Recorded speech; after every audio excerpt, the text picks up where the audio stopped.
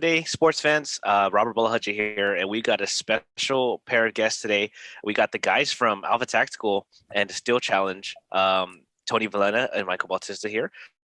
Uh, really quickly, these guys are bringing a tactical shooting to Guam. It's a sport kind of like unlike any other, and really it's a first of its kind, and they're planning to debut their first official event on Sunday, this coming Sunday. So, thank you, Mike. Thank you, Tony, for joining us today and spreading some news about what this type of challenge in tactical shooting is. Well, thanks for having us, first of all. And yeah, man, we're really excited. It's something new to the island, and it's a little project that Tony and I have been working on for a little bit. And it's going to be really cool to see the fruition of our work come to life this Sunday. So I got to ask, this is kind of an unusual sport to get into. This is not something you go out and just go to the backyard and play. Mike, can you give us the rundown of how you guys got exposed to this sport and what really piqued you guys' interest in wanting you to bring it here on island? Well, I think what I'll do is I'll tell you how I got into it, and then I'll let Tony go ahead and share his story. So for me, back in December of 2020, a group of friends, we just ran into each other and we were like, hey, got invited out to come join some people for just a regular range day. And they're like, we want to show you guys something. We don't just shoot from the booth. We do something a little different. And what started out as like regular, just like shooting kind of training, almost like tactical training, eventually grew into sport shooting. As I grew in my training and I started to learn more and more, that's when I came across Steel Challenge. And from there, I was kind of trying to figure out what I needed to do to make it happen here. And then Tony we ran into each other at the range one Sunday, and I was like, dude, you should come out and do this with us. And then after a while, I was like, man, Tone, I really need help with this, bro. I have so much going on. I was like, I want to make this happen, but I can't do it by myself. And that's kind of how this all came together. That's pretty much where I entered the picture. I want to say today in 2021, but shooting has not been, it's not a new thing for my family, I would say. It's a new thing, I would say, relatively new for me. But over the years, my grandfather passed away in 2019. He actually introduced me to, it was pellet gun shooting. It was taking the BB gun or the pellet gun, and we would go outside in our yard, and he would put these cans, the aluminum like Pepsi cans, and he would flip them first right side up, and then I would hit him, and he wouldn't be impressed, and he would turn them this way, and I hit him. He still wouldn't be impressed, and so he took the grass and he hid the cans underneath, and you could only see the shiny object, and I hit it, and that was my first introduction to just shooting in general. And he was actually one of the shooters that were shooting back in the mid 80s to early 90s. There was a group of guys that were shooting similar competition style sports back then, and he was one of them.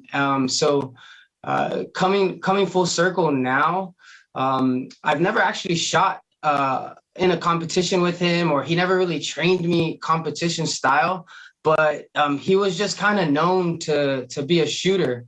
And throughout all our talks throughout the years, growing up with him, when we talked about shooting, it was like he was just like in heaven, so to speak. He just loved it. And it came, I want to say naturally, but just over the years, and maybe it might just be in my blood or something, but when we're at the range, like I just love it. So when Mike called me early this year, I want to say it was January, I mentioned to him, I was like, hey man, I started shooting, but just, you call it plinking, where you just kind of stand behind the booth and you just kind of shoot at targets. And I go, man, I'm okay at this. I mean, it's not a lot of running like rugby, but I can hit it, right? This is pretty cool. And he goes, dude, Tone, just come out and you're going to love this. Come shoot with us. I got a group of people that, they love to shoot, and dude, you'll fit right in. Right. And I said, man, I kind of suck though. I just been doing this for like about a month or two. And he was like, dude, don't worry. And I was really, really shy. And just this one day, I was like, you know what? I'm just going to come and I'll check it out. And so that when I came, I met all of the guys, and man, it was a family, I swear. It was nothing like I thought it was going to be. I thought it was going to be a lot of guys that were just like stuck up, uptight, like just like these sharpshooters that are just really, really, really like just been doing it for so long. And just, I would not fit in, but they were really welcoming. They were super friendly, and they helped me develop my skill. Like tenfold. So I think I've been going to every we call it Sunday Gun Day. I think I've been going every Sunday Gun Day since then. And I'm not shooting behind the booth anymore. What we call plinking. We're now moving around, shooting still, shooting paper. I'm joining every competition there is. And I want to say it definitely changed my life. Yeah, that's something that I wanted to touch up on as well, because this is it is such a unique sport. I think the trouble bringing a unique sport to Guam, especially, is finding a community that is going to be like, oh, we want to do that. Can you guys touch up on just how you guys managed to get a group of people together, and how you guys, I saw the videos. Mike sent me the video. I saw you guys performing. It looks like a hell of a time. But yeah, the group of people that you guys got, how did that all form together, and where did you guys start from there? So the group, or the core group of guys who we consider like the OGs of the group, who aren't really OGs because we all haven't been shooting that long. We started these range days, I want to say end of the last Sunday of November in 2020. One thing that's really different about this group of people versus all the other sports that I've played and Tony's played is this is the first time where we've been a part of like the community, and it's almost no drama. There aren't really politics, and it's the most positive, supportive group I think I've ever been around for any sport. And it's very refreshing. I don't know if it's just that it's newer and we're really like still kind of green, but it's a break from the typical sports experience you have here on island. And I think that the nucleus of guys are our core group now, and we always try to make it a thing to push to keep all things positive and everybody happy and everyone involved. I think that's what's allowed us to stay fairly consistent, since the first few days or the first few Sundays that we've done this. As far as getting people out, it kind of just started as a small group, and then it was like, hey, bring a friend, bring a friend, bring a friend. And then I was like, you know what? Let's do an Instagram page for this thing. And that's kind of really how it took off. Is I created an Instagram, Alpha Tactical GU. I want to say it was either the last week of December of 2020 or like the first week of January. But we were able to pull 1,000 followers within like the first 2 months. So we were like, holy crap, this thing's like kind of blowing up. And, from there, then we started just announcing, hey, we're going to be at the range on Sunday. If you want to join us, come out and see what it is for yourself. Yeah, I wanted to touch in on those points and really drive it home. Being from other sports, throughout high school and throughout college and stuff, the community in this shooting community is definitely welcoming. And the diversity that you see around is unlike any other sport that I've been in. You're seeing all kinds of what do we coin it as, jocks or athletic builds in other sports, but here you're seeing just different types of physical body types, and I would even say mental awareness types, because it has a little bit of both, and you got to stay calm but you got to shoot fast. So you have to, your athletic ability is kind of helps, but it's not everything as it is in other sports. And actually, it's one of the sports where it pays to be a little shorter, Yeah. Oh, well, I want to say, that's cool. Cool. Diversity is awesome. It's awesome. And it keeps everyone coming back. It's funny, like Tony mentioned that, because like the distance from your hands from up here to your waist, the shorter you are, the shorter your arms. So it's the less distance your hand has to travel. So us shorter guys probably have, yeah, he's right, probably have a little bit of an advantage there. but it's kind of cool, bro. It's weird how you can have a physical skill set and lose to the guy who can keep his cool. Yeah. Super. Yeah. So just based off the video, Mike also pointed me to some YouTube videos to check it out because just to see you guys in action. It looks intense. I mean, okay, just based off the video, you guys look like you were nailing every shot. You guys look like you're nailing every target. That's only the good stuff, bro. Well, hey, only the good stuff makes a video. We know how that works. It's okay. We know how that works. But no, I wanted to ask you guys about that because in it, you guys, because people that are unfamiliar with the sport, can you just take us through a normal round of what you guys do? Like just when you guys are entering the spot, what it like. Talk to me about the target setup and all the stuff that you're doing as a normal go through run through. All right. So this particular style of competition or style of shooting is known as the drag racing of shooting competitions. You actually stand in one spot, which is called the shooter's box, and you have 5 steel targets that you need to shoot once. And the last target, the fifth target is called the stop plate. So you got to hit 4 plates first once, and then on the last plate, which is the stop plate, that stops your time. Sorry, I forgot to mention, you're racing against the time.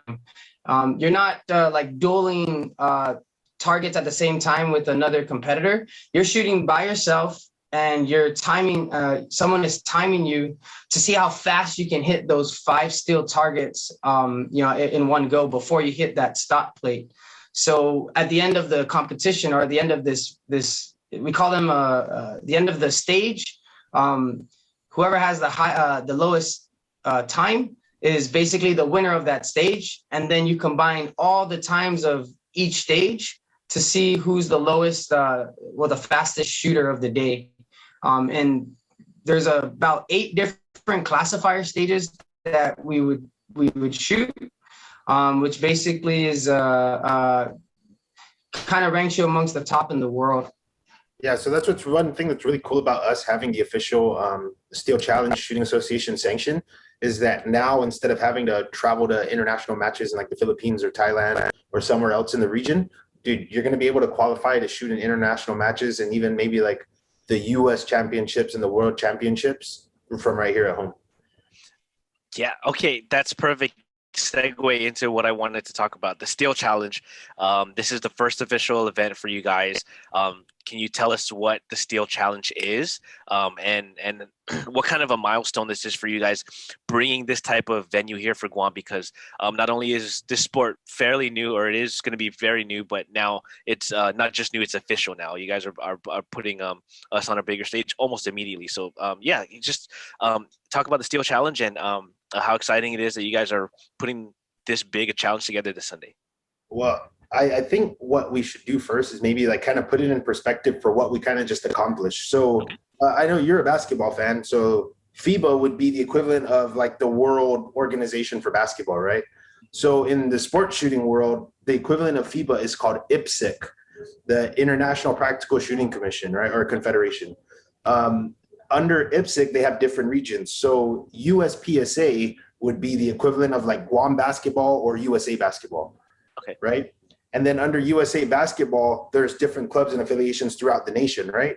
So our club, the Guam United Alpha Marksman Club, we fall under the jurisdiction of the Steel Challenge Shooting Association, which is under the umbrella of USPSA.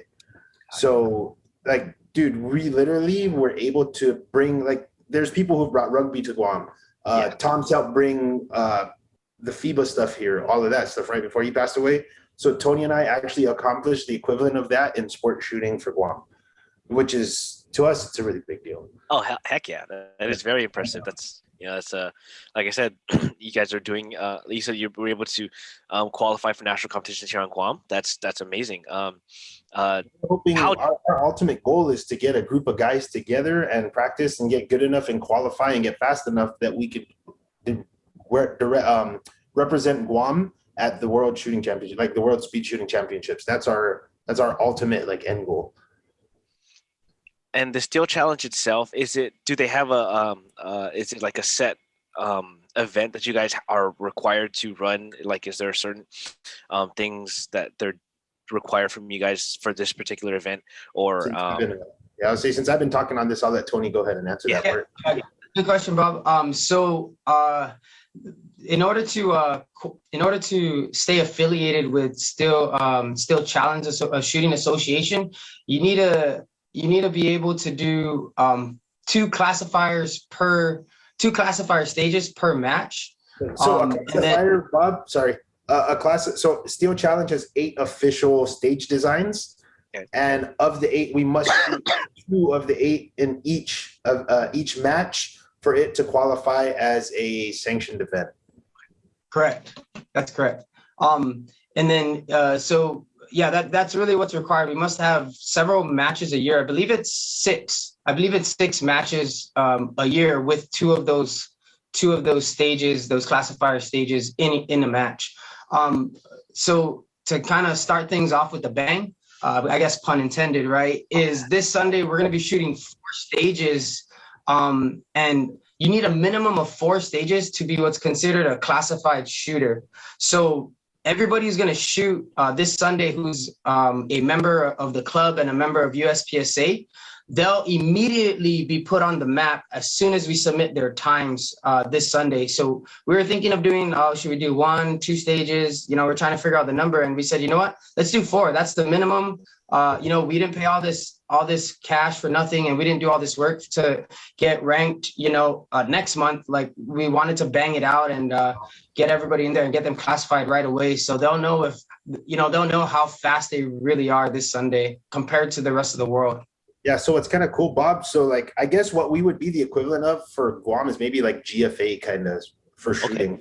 Okay. And what's really dope about like what Tony's mentioning is that as soon as this match is over, the reason we chose 4 classifier stages for this first one is because once you're classified, dude, within 15 minutes of our event ending on Sunday, you're gonna know where you stand against every member of the USPSA.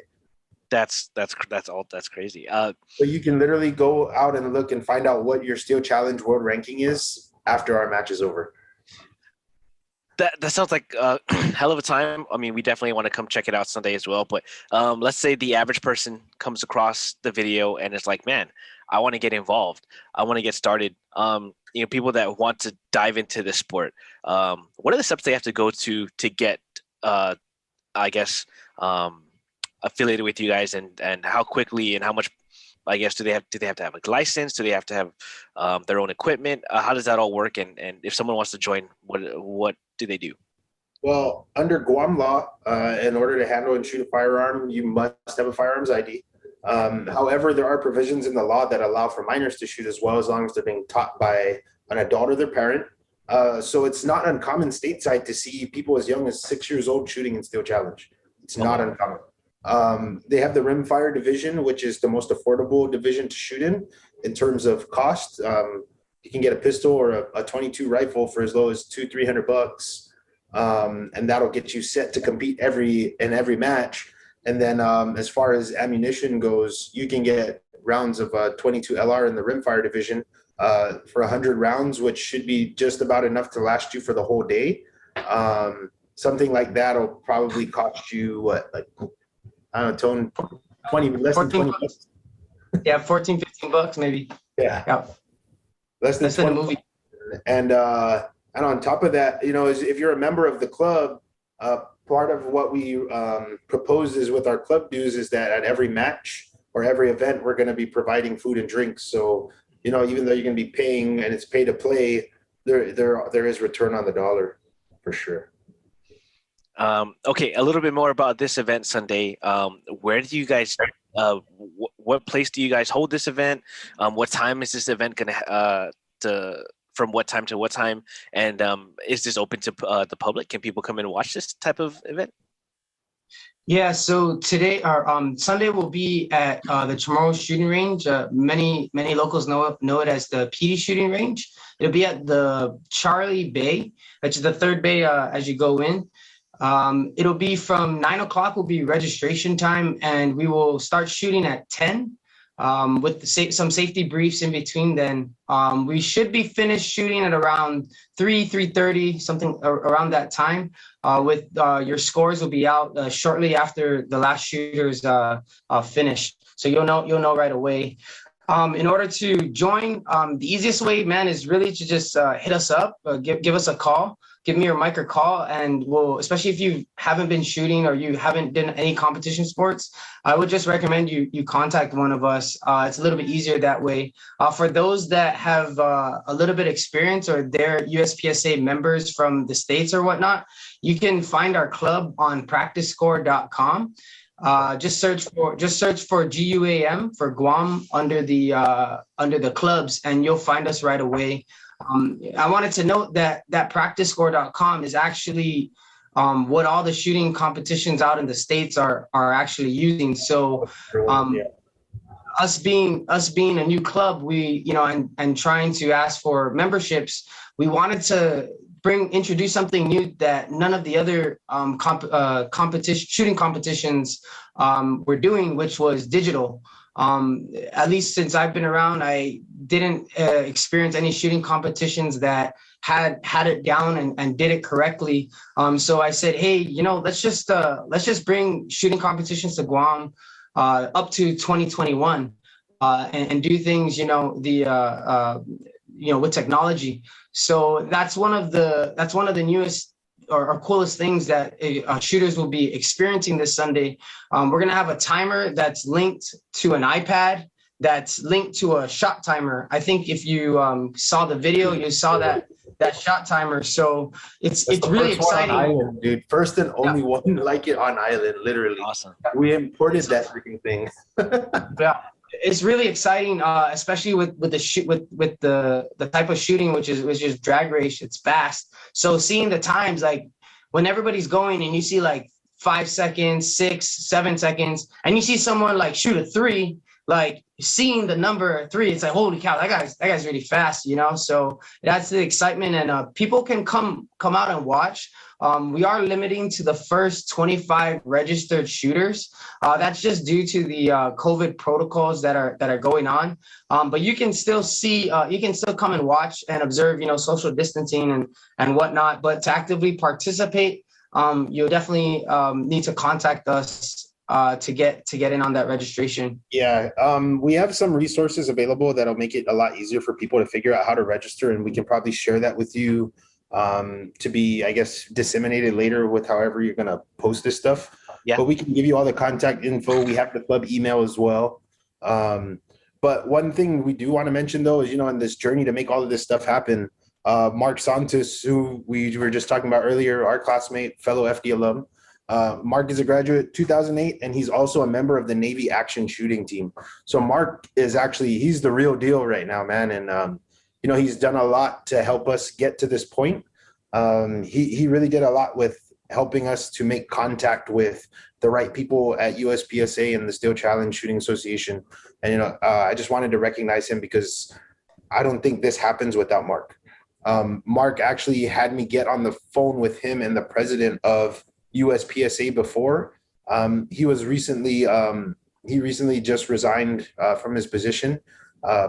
But, to have that sort of reach and to have the network to get to the guy at the top, it really has helped us tenfold for sure. I'm sure that this has been quite a journey for you guys.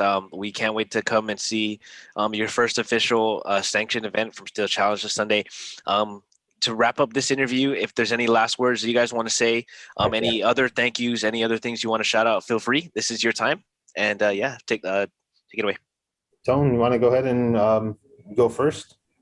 Yeah, I just wanted to say, if you are like me, when I started, a little bit shy, don't want to show anybody that you shoot or, that you're handling a firearm or you've never, wanted to shoot in any kind of competition. Don't let that shyness get in the way of your fun.